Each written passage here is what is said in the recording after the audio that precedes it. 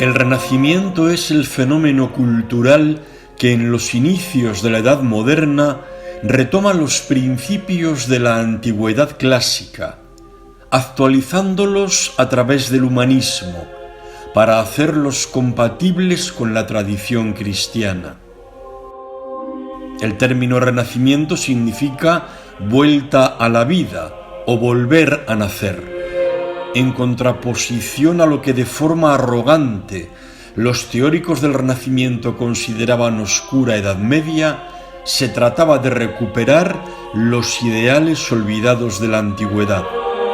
Doménicos Theotokopoulos, nacido en 1541 en Candía, en la isla de Creta, y fallecido en Toledo en 1614, tomó el sobrenombre de la isla de su nacimiento, lugar donde recibió su primera formación pictórica en contacto con los iconos, lo que explica la persistencia de rasgos bizantinos en algunas de sus obras. Hacia 1567, con 26 años, marchó a Venecia, ciudad en la que fue discípulo de Tiziano, del que tomó su cálido cromatismo y algunos rasgos técnicos. En su estilo influyó también la gama cromática de Veronés, la composición de los Bassano y sobre todo los escorzos, las grandes composiciones, los contrastes de blancos y negros y el nerviosismo ondulante del dibujo aprendido en Tintoretto. Pero el centro de la actividad artística italiana se encontraba en Roma, en la corte papal, y allí se trasladó el pintor en 1570. En Roma, el Greco estudió toda la obra pictórica de Miguel Ángel, del que tomó el concepto rotundo del volumen y el poderoso dibujo de las anatomías. El elevado número de artistas importantes que había en Venecia o en Roma y el atractivo de trabajar en el Escorial motivó el viaje a España en 1576. En la decisión de viajar a España y finalmente instalarse en Toledo, fue decisiva su amistad en Roma con un destacado miembro de la aristocracia toledana, Luis de Castilla, un eclesiástico hijo natural del deán de la catedral primada, Diego de Castilla, que a su vez era también hijo natural de otro deán toledano, Pedro de Castilla. A su llegada a España, el Greco vivió durante algún tiempo en Madrid y poco después se trasladó a Toledo. Sus deseos de ingresar en el círculo de pintores de Felipe II le animaron a presentar al monarca la pintura Adoración del Nombre de Jesús, conocida también como la Santa Liga. El rey le encargó el martirio de San Mauricio para el Escorial. En este cuadro, el Greco quiso mostrar su dominio del relato, de la composición y del tratamiento escénico, con una depuración tan artificiosa que no gustó al rey como cuadro de devoción, perdiendo la oportunidad de ser contratado para decorar el Escorial. Inmerso en la sociedad toledana, el Greco fue alumbrando sus obras más importantes, como este expolio y sobre todo el entierro del Señor de Orgaz. Las numerosas pinturas religiosas del Greco denotan las características de alargamiento de las figuras, cromatismo, vaporosidad y en algunos momentos, especialmente al final de su carrera, descoyuntamiento de miembros que dotan a los personajes de una gran expresividad, características que se pueden resumir en el concepto de manierismo.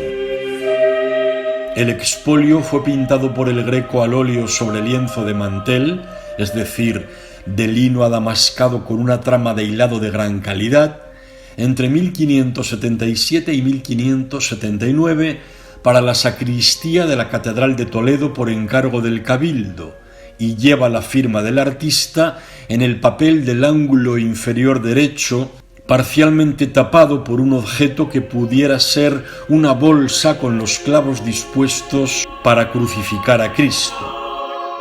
En junio de 1579, los tasadores del Cabildo fijaron el precio del cuadro recién terminado en 227 ducados, mientras que los tasadores del artista establecieron un valor de 900 ducados. Además, los peritos del Cabildo concluyeron que el cuadro debía ser retocado para su aceptación. La armadura había que eliminarla porque era la usanza del siglo XVI, impropia del tiempo de Cristo. Las cabezas que estaban por encima de la de Jesucristo también había que suprimirlas, porque nadie podía estar por encima de Dios. Y finalmente, las santas mujeres también sobraban, argumentando de forma un tanto endeble que según el relato bíblico no estaban presentes en el Calvario. Parece ser que en realidad la presencia de las mujeres estorbaba justo en el momento en el que Cristo iba a ser desnudado, lo cual era considerado irreverente. En realidad, esta sería una excusa que el Cabildo arguyó para intentar bajar el precio final de la pintura. Al no ponerse de acuerdo los tasadores de las partes, un tercer perito ponderó sobremanera la calidad del cuadro, pero teniendo en cuenta la penuria de los tiempos, fijó el precio de la pintura en 318 ducados. El Greco acordó no avenirse a esta tercera tasación y en septiembre de 1579 el Cabildo le denunció ante la justicia al haber recibido un dinero a cuenta manteniendo el cuadro en su posesión. El alcalde de Toledo le dio entonces al Greco 3 opciones: o devolvía la fianza, o devolvía el cuadro en depósito a la ciudad, o si no, tendría que ser encarcelado. Finalmente, el cuadro se quedó como estaba, sin retocar, lo entregó a la catedral y a cambio recibió en total 350 ducados, que terminó de cobrar en 1581. El episodio del expolio no tiene antecedentes en el arte occidental. La temática y tratamiento de la pintura tiene su razón de ser, pues la Catedral de Toledo acogía un trozo de la túnica de Cristo, reliquia regalada en 1248 por San Luis, rey de Francia, primo del rey Fernando III el Santo. En el cuadro del expolio, Cristo, vestido con una túnica de intenso color rojo, es el personaje que centra la composición. El brazo izquierdo de Jesús, en escorzo, marca un paralelismo simbólico con 2 de sus principales verdugos. Se cruza en aspa con el brazo izquierdo del sayón vestido de verde que le lleva sujeto de la cuerda, y marca un paralelismo con la espalda del soldado que prepara la cruz. La mano derecha, Cristo la coloca ante su pecho, disponiendo los dedos medio y anular unidos en un característico gesto muy usual en los personajes del Greco. En torno a Cristo, las figuras están tratadas con un crudo realismo, salvo los 3 personajes positivos de la escena que ocupan el ángulo izquierdo del cuadro. El realismo de estos personajes contrasta con la espiritualización del rostro de Cristo, como ausente, que dirige la mirada al cielo, en gesto de aceptación de su pasión y su inmediata muerte como designio del Padre para lograr la redención de los hombres. Los 2 hombres situados a los lados de Cristo y del esbirro que va a despojarlo serían el buen y el mal ladrón. El hombre de la armadura puede ser Longinos, el soldado que abrió con su lanza el costado de Cristo, del que manó sangre y agua. También puede tratarse de una alegoría del pueblo romano. La armadura es propia del siglo XVI, anacronismo con el que el Greco podría plasmar el carácter intemporal de la representación. Hay en la obra otro personaje enigmático que desde el fondo de la composición tiene su mano dirigida al espectador como interpelándole con su dedo, que podría ser la personificación de las exhortaciones que hace San Buenaventura en sus meditaciones sobre la pasión de Jesucristo. Mírale, considera, advierte. Para otros, sin embargo, se trataría de uno de los acusadores en el proceso a Cristo.